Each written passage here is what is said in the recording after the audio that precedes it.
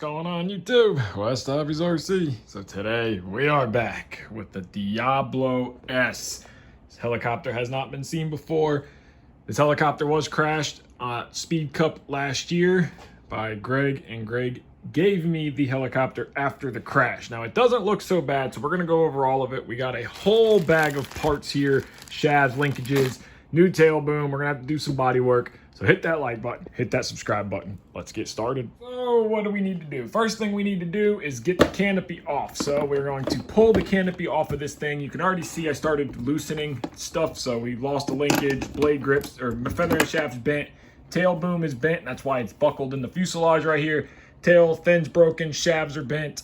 Fuselage split at the bottom down here. So let's get the mechanics pulled out of the fuselage. Let's see what we got to rebuild on the mechanics, and let's see how we have to fix the fuse and lay some carbon inside of there. We got the rear half of the fuse pulled off, canopy off, tail casing off. We can see the boom brake right here. You see where the O-rings are, tail guide. And we can see what caused this crash. So if you look down in here, you see the servo arm moving. That center screw came loose in flight, and the helicopter pitched down violently, and it hit the ground. Greg was nice enough to give us the airframe with the servos.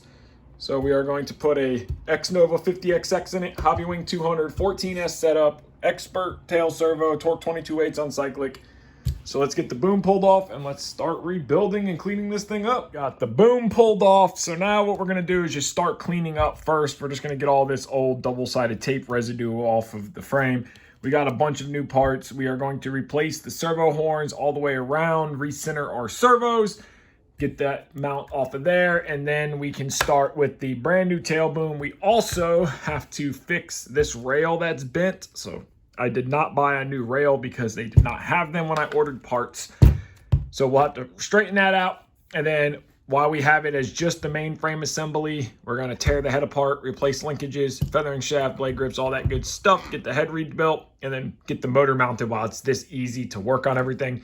Then we'll put the tail boom on and work our way back. So just got done working this piece. It was pretty bent up. It's still got a slight bend in it right here, so I'm going to work it a little more. You can see where I've been hitting on it, heating it, hitting it, but it fits a lot better against the frame now. It isn't all bowed out this way. So I'm gonna do a little bit more tweaking, and then we can get this piece bolted back on. If I can order another rail, I'm gonna order one, but for now to get this thing done. Also, the frame took a little bit of damage right there. So I'm going to try to clamp all this back together and use some thin CA wicket in there just to make it strong again. Once this is done, we can stand it up, replace servo horns, and start working our way up to rebuilding the head. Got the head all torn apart here, and it's a little different than a head that I'm used to and some of you might be used to, but there is a plastic sleeve that rides inside of the head block with a O-ring. So this is the old one. You can see it's tore up, it's wore out. So I got new O-rings, new sleeve, new feathering shafts, new main shafts. So we're gonna re-grease the head, put it all back together, Loctite, new main shaft, and the head assembly will be done. I did have to replace this one link end here that was cracked. I'm gonna go through, see if I have to replace any more, get the head back on the helicopter, and keep moving forward. And the head is all back together, Loctited, greased up, new shafts. So now we can put the head and main shaft back into the mechanics and then start moving our way to mounting the motor and moving our way backwards. Got the head all back in, everything tightened down, replaced the servo horns on all three cyclic because the back one was stripped and loose, and then the one on this side was stripped. So I just replaced all three of them. Unfortunately, I would like to go with aluminum horns, but because of how short they are, I don't have anything metal that'll work. But now we are done with this. So now we are gonna move our way forward, and the next step is getting our motor ready to be mounted. So I went with the EcoDrift 5040 500 kV on this one. The reason going with 500 kV is because eventually we are gonna run this on 16S, but for now we are just gonna put the Hobby Wing 200, because this is what I have. This came out of the original Comet setup. Throw the Hobby Wing 200 in, 5040, 500 kV. That way we don't have to change motors later on. And we're gonna try this motor on 16S, see how it does.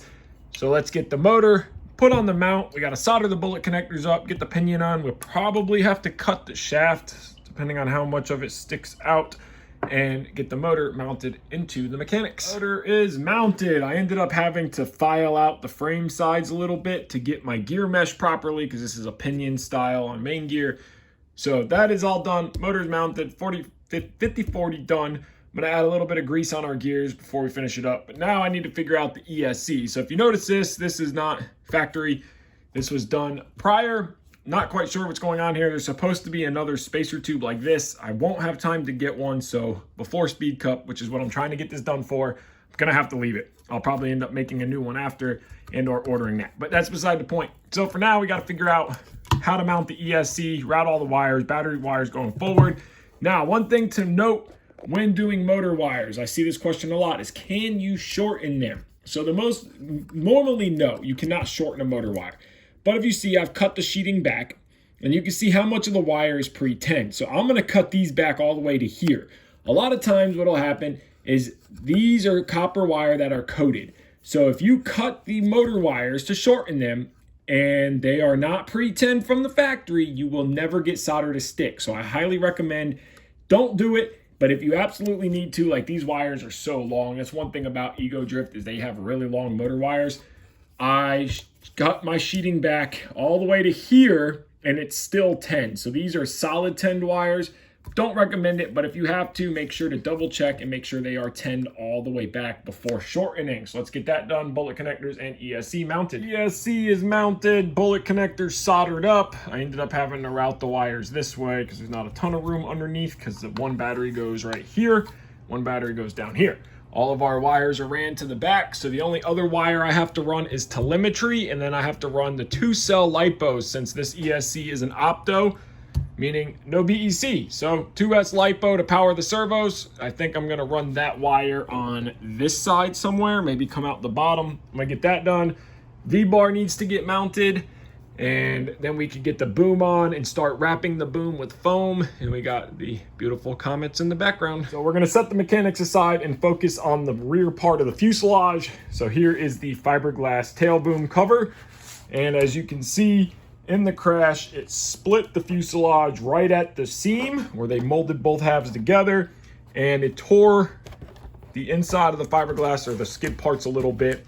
And it has a couple cracks here and there, but for right now, we are gonna make a mold of this later, but for now, we're just gonna put it together. So in order to make it strong, we need to seam this back together. I have some heavy carbon cloth cut into sections. I have these little sections are gonna go on the inside to strengthen up these holes. These long sections are gonna go down inside of here to strengthen up that center joint seam right there. So I already sanded it. I'm gonna get my epoxy mixed up and let's start laying some carbon fiber. Carbon fiber is laid, strengthened it up. Not the best down here. I was trying to get it to go straight, but this is really, really heavy cloth, so it doesn't form like lighter cloth would form, so it kind of distorted throughout.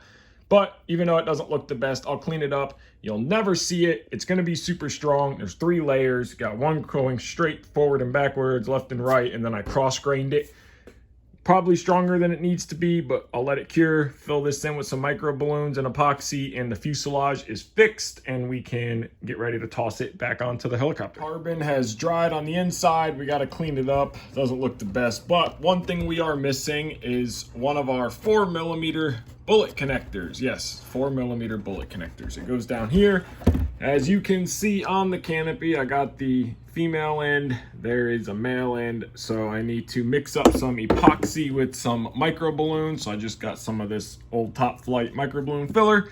We're gonna mix it up, pour it down inside of here, lay our bullet plug, put some wax and grease around all of this so that way the epoxy does not stick when I put the canopy back on. So that way this can sit where it needs to be, dry in place, and then we have our canopy back to fitting and we can trim our holes. I also put a hobby wing sticker on each side. There was a crack on the top of the fuse, so I used a sticker to cover it. Came out pretty good since we're running a hobby wing. When we switch to YGE, we'll put YGE stickers on it. Micro balloons, it makes the epoxy very thick, and you add as much micro balloons to get the thickness that you want. So I got it pretty thick where it's like a paste, and then I poured it down inside the fuselage just like that, and that is going to cure now. And with the grease on both sides and inside the connector, I should be able to pull the canopy back apart, or at least I hope. So while the fuselage dries, we're back to work on the mechanics, and the last step of the wiring is power. Since this is a opto ESC, there is no BEC power. So like I do on all my nitro models, we are running 12 gauge wire, and we split it off into 3 separate power leads. So we have 3 22 gauge servo or 20 gauge servo wire. The reason we split it off into 3 is to help distribute the power in between 3 different ports. Now, when you have power hungry servos, which these aren't really power hungry, but it's better than taking a single 2S LiPo 8 volts and just distributing it into 1 port. So I like to split it into 3. If there's ever an issue, something happens, a wire gets broken, you still have 2 other power leads. So now we're going to route these wires through here, up, have them come out here and up into the FBL. Now again, we're not going to do the traditional WestHobbiesRC clean wiring on this one. This one is just to get it ready. We will pull it back apart later and rewire it and clean it up. But for now, trying to make a deadline and we don't have much time, so let's get this routed. So it looks like that, coming up into 3 ports, negative on the bottom, positive in the middle. That is done. We got the boom back in it, got the foam tape wrapped around it, push rod guides on. So now belt is through, so we got to rebuild the tail now, put the tail on it, tension the belt. That's how you do it on this model. And then we can pull the tail casing off and get ready to slide the fuselage on. So we got the boom on, belt is tensioned, everything is going all the way back. We got the old tail shaft through so we could put the pulley on, tension the belt. So now, just did a quick setup, make sure everything is working right. So now we are going to slide the fuselage on, get the rear part mounted, and then get the skids put on, and we can do the final setup like finishing the tail assembly.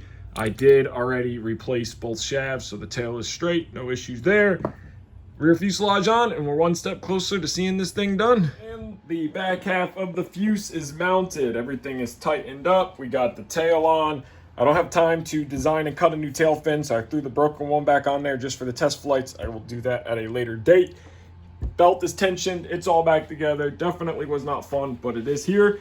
So now we are going to grab the radio, finish our setup, getting all of our linkages straight, making sure we got 0 at mid stick. I did all the servos to the swash and the tail because you can't get to it, but now I'm just going to finish these linkages up here, and we can get the batteries mounted, figure out where we're going to put the 2S LiPo, and see this thing spool up for the first time. And it is all powered up for the first time.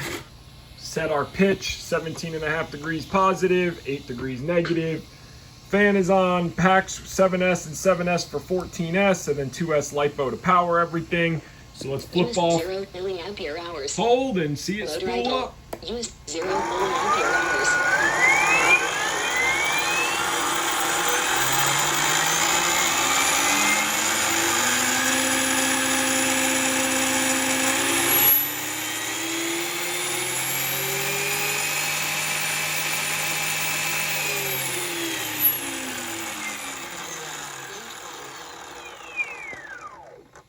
There it is, it's alive. So let's power it down, throw blades on it, and we are ready to fly. And it is done. We got the X-Blade 715s on here.